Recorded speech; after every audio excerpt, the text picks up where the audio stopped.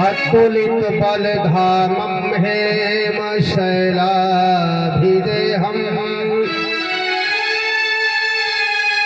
तनुजुबन प्रशानं ज्ञाननामयग्रगण्यम् सकल गुण निधानं वारणानामधीशम्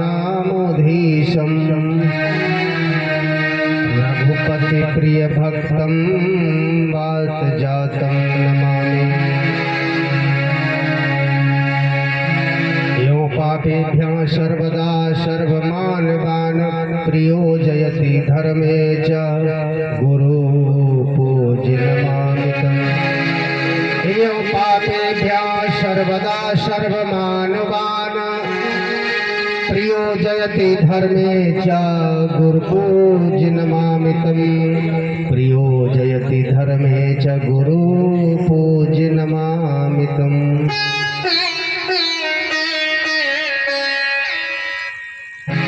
अभी आप अधिष्ठा शास्त्री जी के माध्यम से बड़ा मार्मिक प्रसंग श्रवण कर रहे थे। भक्त ध्रुव का चरित्र जो भी जितना हो सका आगे रात्रि में श्रवण करेंगे।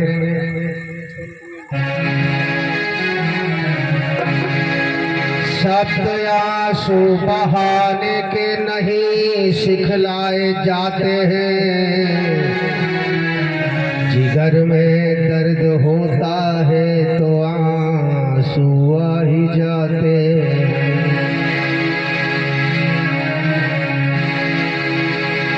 आज चतुर्थ दिवस की मध्याह्नकालीन की पावन बेला में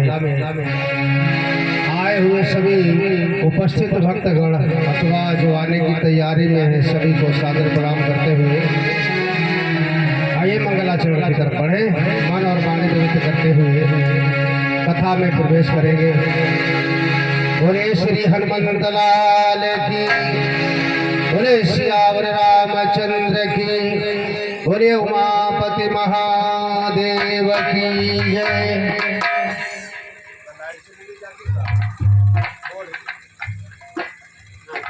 हाँ चली गए।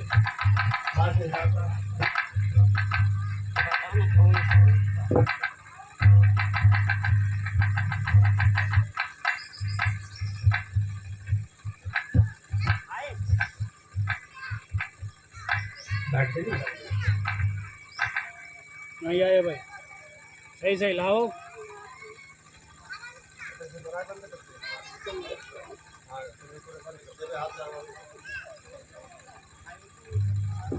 सही है, सही है।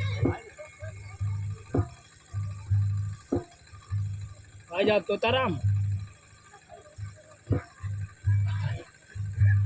बैठे हुए भैया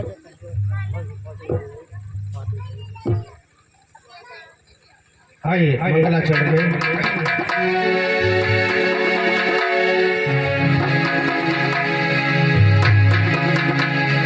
अधरम मधुरम भगवान की मधुर ख्याति का वर्णन करते हुए मंगलाचरण करेंगे।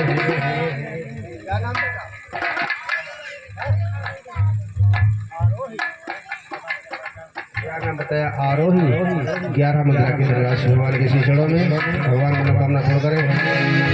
अधरम मधुरम वदनम मधुरम मधुराधिपतेरखिलम मधुरम मधुराधिपतेरखिलम मधुरम अधरम मधुरम वदनम मधुरम मधुराधिपतेरखिलम मधुरम।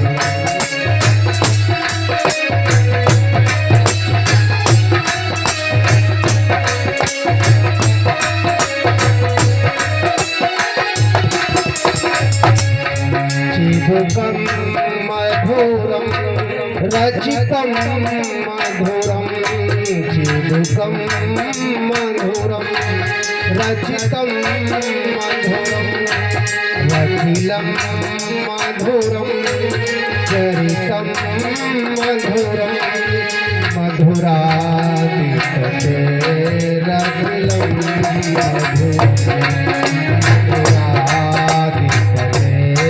रघुलं मधुरम्।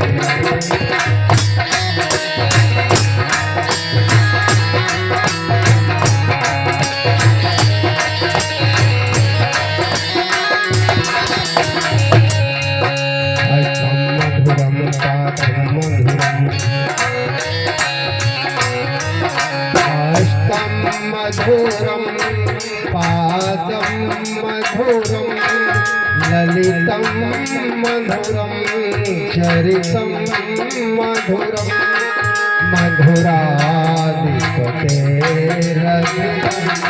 मधुरम मधुराधिपते रघुलं मधुरम। बोलिए गोविंद भगवान की। यत्र यत्र हरेर्जन्म कर्माणि च महीयसी गृह्णन्ति कवयो ब्रह्मस्थाने नो वद विश्रवणामृताम्। भागवत को चलते चलते चतुर्थ दिवस आया श्री सुखदेव जी परीक्षित महाराज जी से कहते हैं एक ऐसी कथा है जिसको मन लगा करके कोई सुने तो जन्म जन्मांतर के पापों का नाश हो जाता है। परीक्षित जी ने कहा तो महाराज उस कथा को क्यों छुपा के रखा है? अवश्य में वो कथा हम सुनने की इच्छा रखते हैं, हमको वही कथा सुनाइए। तो सुखदेव जी कहने लगे बड़े ध्यान से सुनो। कथा सुमहापुण्यम धन्यम स्वस्थनम शुभम। ऐसी कथा वो धन्य है जिसको सुने से मनुष्य के जीवन धन्य हो जाता है। वही कथा हम आपसे कहते हैं सुनो। ये अष्टम स्कंद का दूसरा अध्याय है। क्षीर सागर में, क्षीर सागर जिसे दूध का सागर कहते हैं, क्षीर सागर के त्रिकूट नाम का एक सुंदर बड़ा विशाल पर्वत है। उस पर्वत की तलहटी में बहुत बड़े बड़े सरोवर हैं, झरने हैं, नदियां हैं जिनमें बहुत सुंदर सुंदर कमल खिल रहे हैं। सोने चांदी के शिखर उस पर्वत पर हैं और देवताओं के झुंड बाग बगीचे सब उस शिखर पर विराजमान है। पक्षी विहार गा रहे हैं और तलहटी में जो सरोवर बहता है उसकी शोभा कहीं नहीं जा सकती। एक हाथियों का झुंड, हाथियों का युद्ध जिसमें 150 हथनियां हैं, एक हाथी है। 150 हथनियों का पति जो एक हाथी है वो बहुत मतवाला है, बहुत बलवान है, योद्धा है। तमाम उसके बच्चे हैं। वे एक दिन धूप से व्याकुल होकर के प्यास सताने लगे तो हथनियों ने कहा स्वामी पानी की खोज करी जाए। तो गंध को, कमलों की गंध को सूंघ करके वो हाथी उसी सरोवर की ओर बढ़ा और सरोवर के किनारे जैसे ही पहुंचा 150 हाथियों ने पानी पिया, सभी बच्चों ने पानी पिया। फिर उस हाथी ने पानी बाद में पिया और उसी सरोवर में एक मगरमच्छ रहता है, ग्राह जिसको कहते हैं, उसने हाथी का पैर पकड़ लिया। श्री सुखदेव जी कहते हैं हे राजन, जब हाथी का पैर ग्राह ने पकड़ लिया तो वो बाहर को खींचने लगा। हाथी लगता है मेरा पैर किसी ने पकड़ लिया, ताकत लगाई, बाहर को खींचा, बाहर थोड़ी दूर खींच के लाया, लेकिन ग्राह ने फिर मगरमच्छ ने ताकत लगाई, फिर हाथी को भीतर खींच लिया। क्योंकि पानी की ताकत जो होती है वो मगरमच्छ में और सूखे में ताकत होती है हाथी की। अब ये कथा दूसरे के ऊपर घटित नहीं हो रही, हम लोगों का भी ग्राह रूपी मगरमच्छ ने पैर पकड़ रखा है सभी का।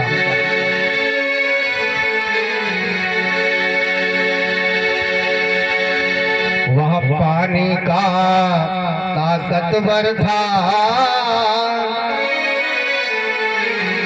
मगरमच्छ जो था वह पानी का ताकतवर था, वह पृथ्वी का जोरावर था,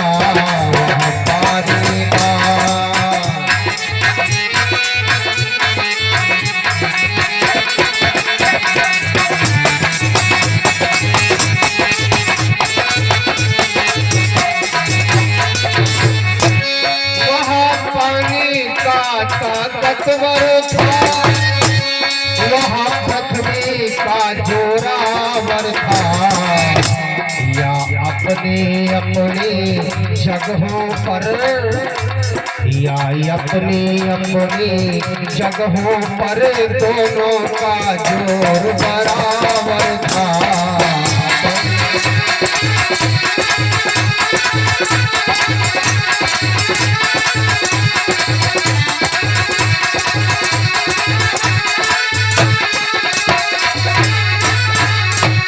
दोनों में बराबर है।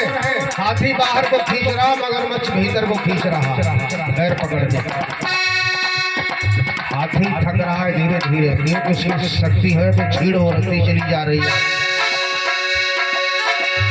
आप अपने अपने बल के मद में हर एक गाँव दिखलाने लगा, वह भीतर को खींचने लगा, वह भीतर को खींचने लगा, वह बाहर को मटकाने लगा।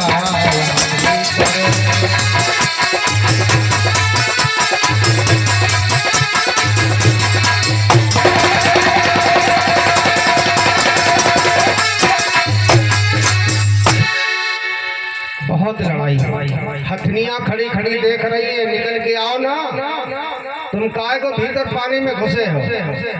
हाथी ने कहा मैं आऊं तो कैसे बाहर निकल के आऊं, मेरा पैर पकड़ रखा है किसी जलजीव ने और वो मुझे निकलने नहीं दे रहा है। अच्छा तो तुम तो बड़ा ताकतवर हो ना, खींच के ले आओ उसे। तो हाथी ने पत्नियों की तरफ देख के फिर एकदम से ताकत पैदा करी, फिर जोर लगाया और थोड़ा खींच पाया, मगरमच्छ फिर भीतर को खींच ले गया। अब तो उसका सर भी डूबने लगा।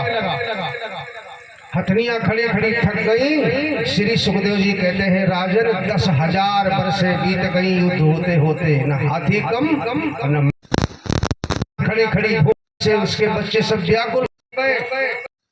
ने सोचा, ने कहा मुझे बचाओ, अब मेरी ताकत छीन हो चुकी है, इस रही है। हथनियों को इशारा किया मुझे बचाओ, चिंता न करो, सुन करके और हथनियों ने हाथ आगे 150 हथनियों की बच्चे थे उन्होंने, तब हथनियों ने, हथनियां तो चले गई, बच्चे चले गए। हाथी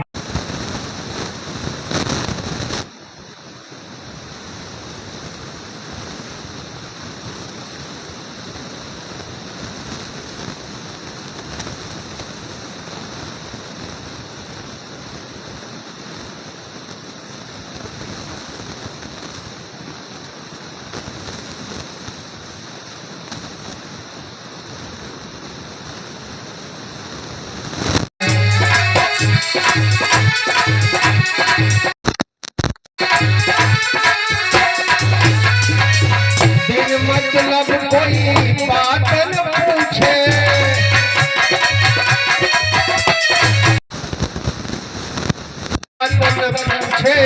देखो तनिक विचार जग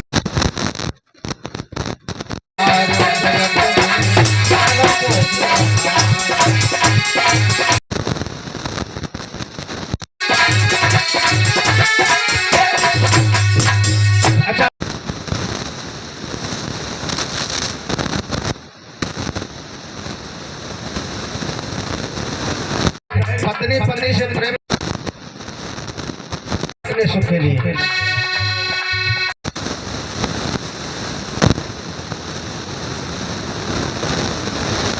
पत्नी के सुख के लिए, अपने सुख के लिए। माता बच्चे के प्यार करती है, बचपन से सुला के बड़ा करती है अपने मतलब के लिए, बुढ़ापे की लाठी बनेगा।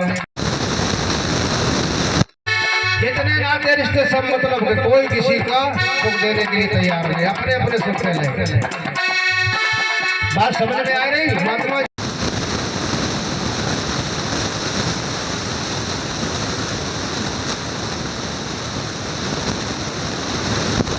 प्रियो भवति पति ही प्रियो भवति, जिसका पति नपुंसक है, अंधा है, लूला है, लगन गया है,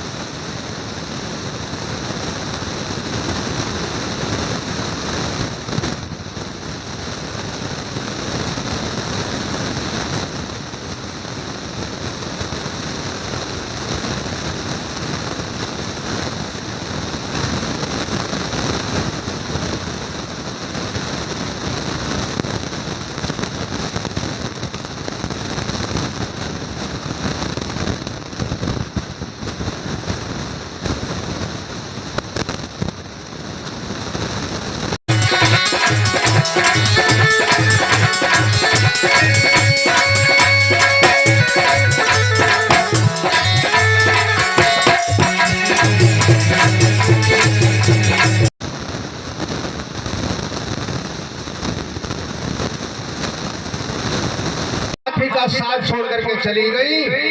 अब अकेला रह गया हाथी। उसने सोचा मेरे परिवार वाले मेरा साथ छोड़ करके चले गए, मेरे बच्चे मेरे कुछ कमाया, आज वो सब साथ छोड़ के चले गए। और हमने सुना है जिसका कोई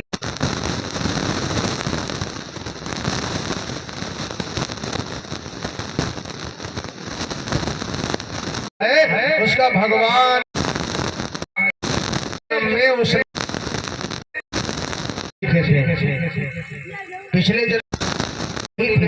पिछले जन्म का ये बहुत बढ़िया एक पांडु देश का राजा था, लेकिन आपके कारण इसको हाथी बनना पड़ा। तो पहले के मंत्र उसके आज याद आ गए। देखो आज जो हम सीखते हैं वो कल भविष्य धर्म कर्म, जो आज सीखोगे नहीं तो हम मुसीबत में कौन सहायता करेगा। तो उसने आरंभ कर दिया।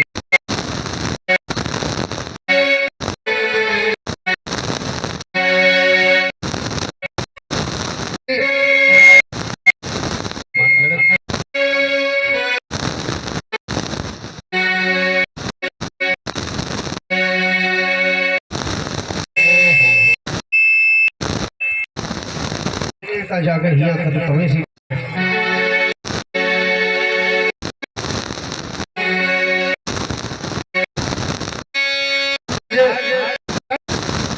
थोड़ी सुन बाकी रह गई।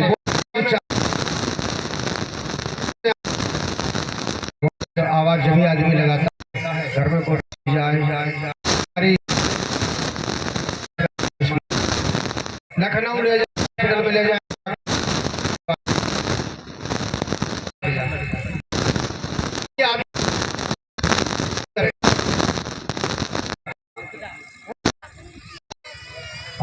भैया गुप्तदान वाले भी यहाँ पे मौजूद हैं। गुप्तदान वाले ज्यादा से तब एक माथे पे अपने हाथ